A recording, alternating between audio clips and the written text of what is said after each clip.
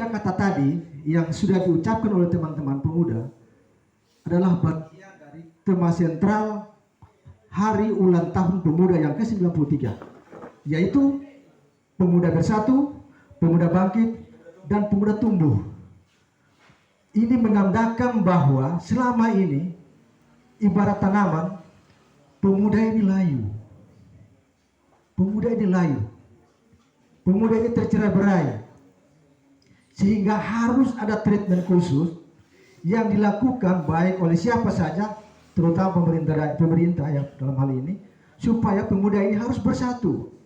Karena apa? Bersatu kita teguh, bercerai kita runtuh. Yang kedua, pemuda harus bangkit. Pemuda harus bangkit. Bangkit dengan apa? Bangkit dengan ide-ide kreatif, ide-ide cemerlang. Kenapa pemuda harus bangkit? Karena ada pemuda itu punya idealisme yang kuat. Dalam diri pemuda itu punya semangat yang kuat, punya energi yang kuat. Makanya banyak filosofi-filosofi mengatakan, berikan aku 10 pemuda. Banyak tokoh-tokoh yang mengatakan demikian. Dan itu sudah pasti teman-teman tahu. Sejarah KNP juga pasti teman-teman sudah tahu. Saya juga pernah di KNP tahun 2008. Zaman saya waktu itu cukup puaslah berorganisasi dan ber-KNPI. Sehingga kemarin-kemarin ditawarkan menjadi ketua ISMI, BKPRI, macam-macam. Saya bilang saya total ingin fokus membangun SDM di Kabupaten Buru Selatan. Karena itu bagian dari tujuan kita. Karena mustahil apa SDM kita tidak akan berbuat apa-apa. Seperti tema kita sekarang. Tema kita sekarang yang digagas oleh teman-teman sekalian. Itu luar biasa. Dengan semangat sentral yang dibangun oleh teman-teman KNP Pusat lewat tema sentral tadi, ini kemudian diaktualisasikan lewat teman-teman punya ide ini, sehingga bisa terlaksana kegiatan kita pada hari ini. Bagaimana kita bisa melahirkan pemuda yang kreatif dan inovatif. Kata melahirkan yang saya maknai dalam tema ini adalah lewat diskusi ini harus kita bisa melahirkan sesuatu. Lewat aksi nyata yang akan dilakukan oleh kawan-kawan pemuda. Nanti sebentar adik saya akan menjawabkan bagaimana actionnya menjadi pemuda yang berinovasi. Lewat apa? Lewat pengalaman yang dia miliki selama ini. Dan ini bisa dijadikan oleh teman-teman KNP Kabupaten Buru Selatan sebagai pilot project, sebagai contoh bagi pemuda kita yang ada di Kabupaten Buru Selatan. Karena menurut pengamatan saya selama ini, pemuda kita ini tidur, pemuda kita ini tercerai-berai, masing-masing mempunyai ego sendiri-sendiri. Jadi lewat kesempatan diskusi ini, KNP ketua yang ada sekarang coba merangkum seluruh kekuatan pemuda. Kita punya potensi pemuda biasa banyak kok anak-anak di sini yang cerdas-cerdas, yang sukses menjadi aktivis di luar sana, di Jakarta, di mana-mana pun mereka pernah memimpin organisasi besar.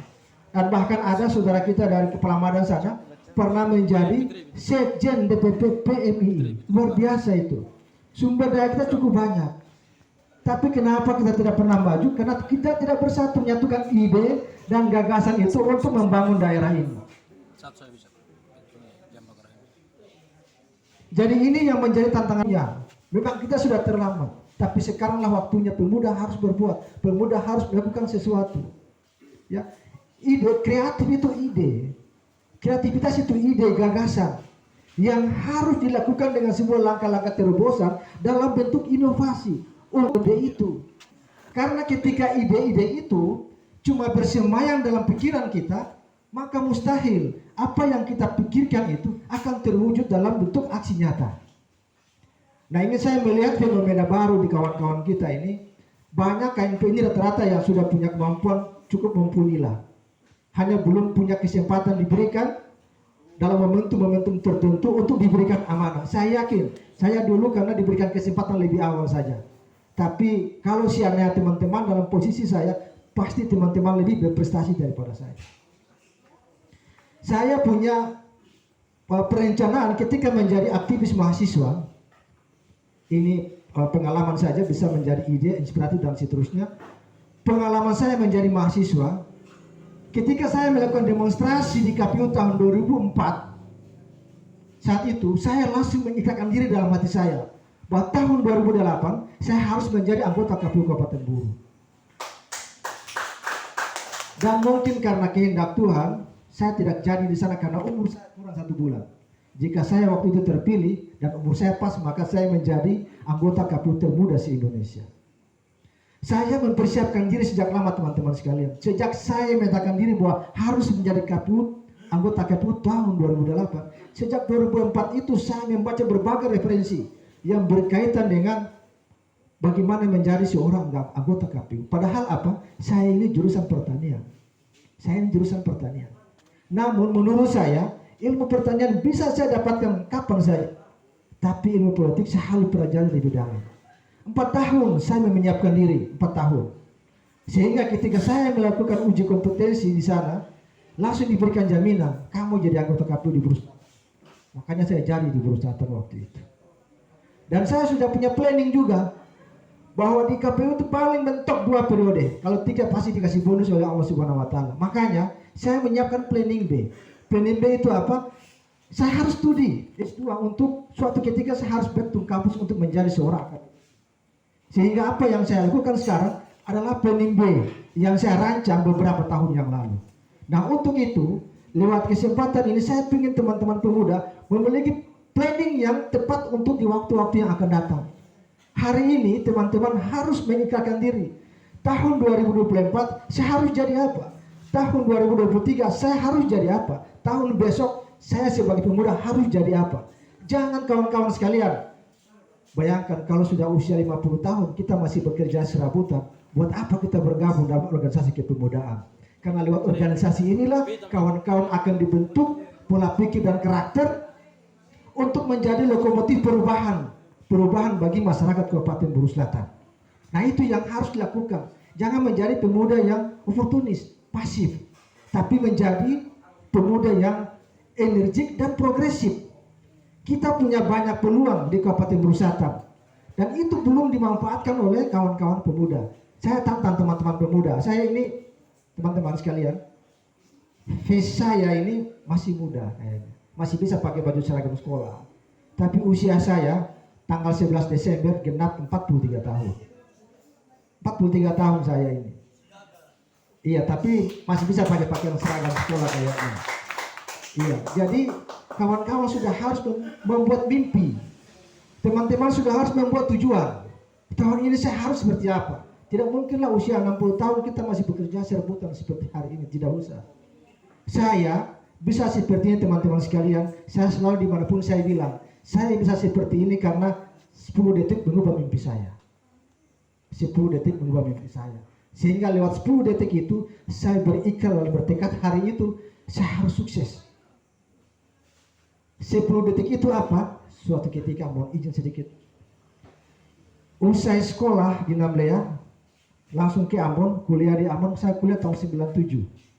Tahun 97, 9 Rafa Reformasi, masuk Politeknik Unpati, teknik sipil, jurusan teknik sipil ya, 4 semester di sana, konflik, kembali lagi ke Namlea. Suatu ketika sebelum kuliah, pulang kampung. Orang tua saya sakit, logistik, kalau ketua di kamar bilang, kasih para suaminya, sing ada lain. Orang tua sakit, terpaksa sebagai anak yang tua, beta ke kebun untuk mengambil kasbi. Ini sering beta ceritakan, dia menjadi inspirasi dan motivasi bagi teman-teman. Kalau mau diadopsi silakan. Ketika mengambil kasbi, karena kabuang itu akan tinggi dan terjal. Kabuang itu kalau hujan Pak, licin.